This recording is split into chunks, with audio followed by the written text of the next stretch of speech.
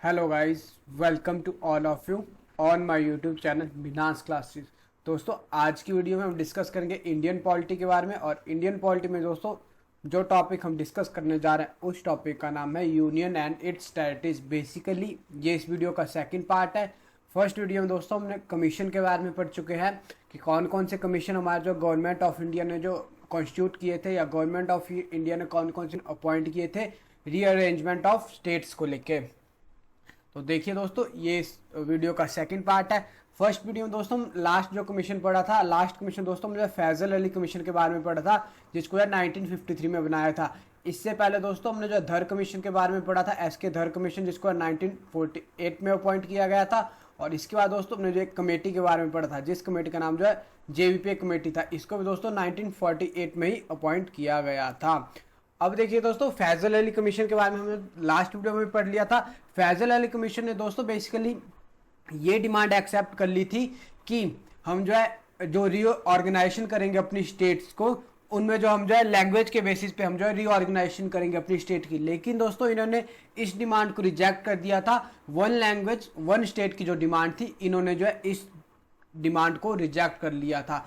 Further इन्होंने बताया था it's views was that the unity of India should be regarded as the primary consideration in any redrawing of the country political units। यानी जब हम जो है कंट्री को जो अपनी रीड्रॉ कर रहे हैं या हम जो है स्टेट की रीऑर्गेनाइजेशन कर रहे हैं, उसमें दोस्तों हमारा प्राइमरी टारगेट जो है यूनिटी ऑफ इंडिया होना चाहिए। यानी हमने जो है इंडिया को जो है यूनाइट करके रखना है।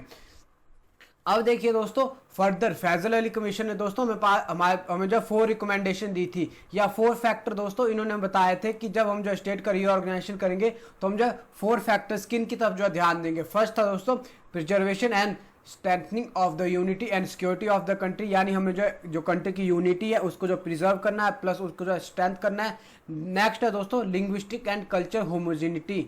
यानी जब हम जो अदर स्टेट्स की जो फॉर्मेशन करेंगे, उन स्टेट्स को दोस्तों उन स्टेट में दोस्तों लिंग्विस्टिक और कल्चर होमोजिनिटी देखने को मिलनी चाहिए। यानी एक ही तरह के लोग और एक ही जो लैंग्वेज को जो है स्पीक करते हैं लोग, उस तरह उसके बेसिस पे दोस्तों स्टेट की फॉर्मेशन की जाएगी।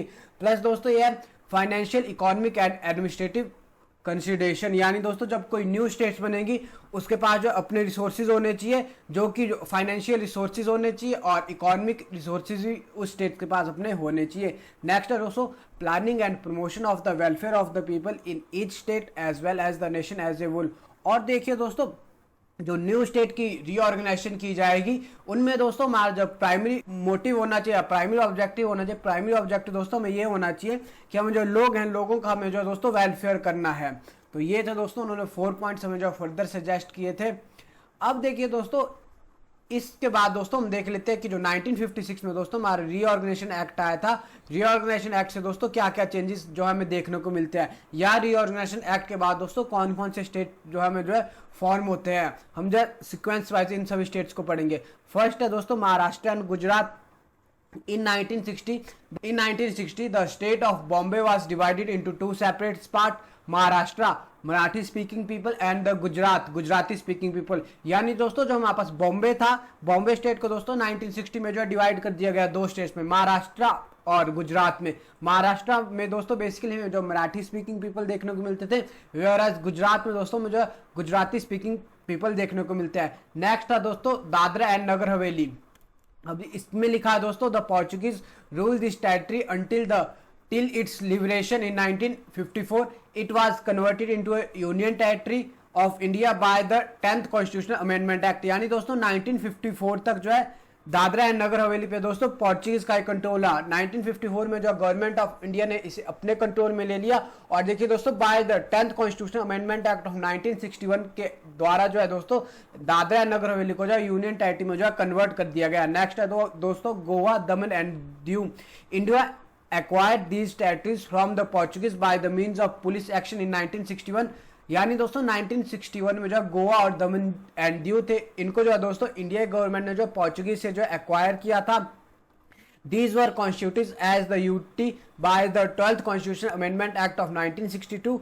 Goa was conferred statehood in 1987। यानी दोस्तों जब इनको जो एक्वायर कर लिया गवर्नमेंट ऑफ इंडिया, देन दोस्तों 12th कॉन्स्टिट्यूशनल अमेंडमेंट एक्ट के थ्रू दोस्तों गोवा एंड दमन दीव को जो है यूनियन टेरिटरी डिक्लेयर कर दिया गया। बाद में दोस्तों 1987 में जो है दोस्तों हमने जो है गोवा को जो हमें जो है स्टेटहुड का जो है दर्जा दे दिया।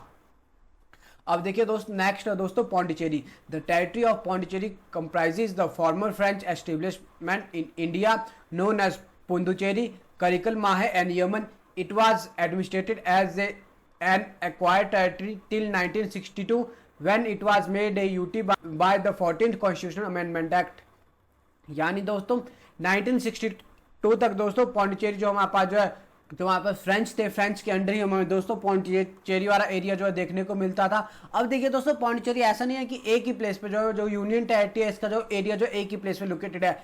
आप देख सकते हैं जो केरला का जो वहाँ एरिया है, करिकल हो गया तमिलनाडु का, पौंडीचेरी तो खुद तमिलनाडु में लोकेटेड, और जो यमन है दोस्तों बेस, इन 4 प्लेसेस को मिला के दोस्तों पौंडीचेरी यूनियन टेरिटरी जो फॉर्म होती है। और देखिए दोस्तों 1962 में जो है पौंडीचेरी को जो है एक्वायर किया था हमने, जो हमारे पास फ्रेंच थे, फ्रेंच से जो हमने दोस्तों 1962 में जो पौंडीचेरी को एक्वायर किया था। अब देखिए दोस्तों पौंडीचेरी के बारे में एक और फैक्ट है कि पौंडीचेरी दोस्तों इंडिया का सबसे पहली ऐसी यूनियन टेरिटरी थी जो कि किसी जो है फ्रेंच रूलर के अंडर हमें देखने को मिलती है। और दोस्तों सबसे एंड तक भी पौंडीचेरी एक ऐसी हमारे पास यूनियन टेरिटरी थी जो कि किसी फॉरेन रूलर के अंडर हमें देखने को मिलती थी। अब देखिए दोस्तों नेक्स्ट है नागालैंड। नागालैंड को दोस्तों 1963 में जो स्टेटहुड प्रोवाइड कराया था। वैसे हरियाणा एंड चंडीगढ़ हो गया दोस्तों। हरियाणा एंड चंडीगढ़ को दोस्तों बेसिकली हमने जो है शाह कमीशन फॉर्म किया था 1966 में। इसने जो है दोस्तों पंजाब से सेपरेट कर दिया हरियाणा और चंडीगढ़ को 1966 में। नेक्स्ट दोस्तों हिमाचल प्रदेश था। हिमाचल प्रदेश को दोस्तों हमने 1971 में स्टेटहुड का जो है दर्जा प्रोवाइड कराया था। नेक्स्ट है दोस्तों मणिपुर, त्रिपुरा एंड मेघालय होगा। इनको जो है दोस्तों जो 1972 में जो है दोस्तों ये हमारे पास फॉर्म हुए थे। अब देखिए दोस्तों फर्दर जो है दोस्तों मेघालय को हमने जो है 1972 में जो है स्टेटहुड प्रोवाइड करा लिया था। नेक्स्ट दोस्तों सिक्किम है। सिक्किम के बारे में दोस्तों थोड़ा अच्छे से कवर कर लेते हैं क्योंकि सिक्किम से रिलेटेड दोस्तों बहुत सारे हमने चेंजेस किए हैं। Till 1947 Sikkim was an Indian princely state ruled by Chongyals in 1947. After the lapse of British paramountcy, Sikkim became a protectorate of India। यानी दोस्तों 1947 में जब दोस्तों इंडिया को इंडिपेंडेंस मिल जाती है उस टाइम दोस्तों सिक्किम एक जो है प्रिंसली स्टेट था और इसको जो है दोस्तों बेसिकली जो रूलर जो रूल करते थे उन्हें दोस्तों जो चोग्याल रूलर बोलते थे। अब देखिए दोस्तों उसके बाद जो Sikkim as a protectorate state की तरह जो है वर्क करता है इंडिया के लिए। Indian government assume responsibility for defence, external affairs and communication of Sikkim. यानी दोस्तों 1947 के बाद जो इंडिया की गवर्नमेंट थी इन्होंने जो बेसिकली डिफेंस हो गया, एक्सटर्नल अफेयर्स हो गया, कम्युनिकेशन की रिस्पॉन्सिबिलिटी एक्वायर कर ली सिक्किम की। या इंडिया की गवर्नमेंट दोस्तों बेसिकली 1947 का जो डिफेंस हो गया, एक्सटर्नल अफेयर्स हो गया और कम्युनिकेशन, इन सब को दोस्तों इंडिया गवर्नमेंट जो है मैनेज करेगी सिक्किम के लिए। नेक्स्ट है दोस्तों the 35th constitutional amendment act of 1974 was enacted by the parliament. This amendment introduce a new class of statehood under the constitution by conferring a Sikkim the status of an associate state of Indian Union। यानी दोस्तों basically इन वाले point में दोस्तों ये बात की गई है कि 35 कॉन्स्टिट्यूशनल अमेंडमेंट एक्ट लेके आएगा दोस्तों 1972 में। अब इसके थ्रू दोस्तों मैं बेसिकली सिक्किम को जो है एसोसिएट स्टेट का दोस्तों जो स्टेटस प्रोवाइड कराया गया इंडियन यूनियन में।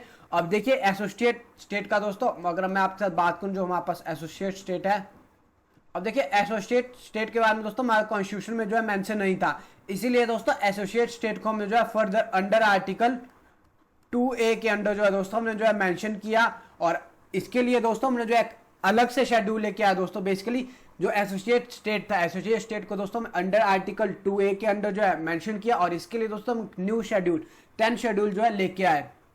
अब देखिए दोस्तों इसके बाद क्या होता है, the 36th constitutional amendment act of 1975 was enacted to make Sikkim a full fledged state of the Indian union. अब देखिए दोस्तों 1975 में दोस्तों हम जो है 36 कॉन्स्टिट्यूशनल अमेंडमेंट एक्ट लेके आते हैं और इसके थ्रू दोस्तों हम जो है सिक्किम को जो है फुल फ्लैज स्टेट का दोस्तों जो है स्टेटस प्रोवाइड कराते हैं। और देखिए दोस्तों सिक्किम हमारे पास जो है 22nd स्टेट बनता है इंडिया का। This amendment amended the first and fourth schedule to the constitution and added a new article 371F to provide the certain special provision with respect to administration of Sikkim. अब देखिए दोस्तों, जो 36 amendment act आती है, 36 amendment act दोस्तों first और fourth schedule में भी अमेंडमेंट करती है, और इसके थ्रू दोस्तों हम एक न्यू और आर्टिकल जब लॉन्च करते हैं या एक न्यू आर्टिकल फॉर्म करते हैं, इस आर्टिकल को दोस्तों बेसिकली जो है 371F था। अब देखिए दोस्तों, अंडर आर्टिकल 371F में जो है दोस्तों मुझे स्पेशल प्रोविजन प्रोवाइड कराए हैं with respect to administration of Sikkim.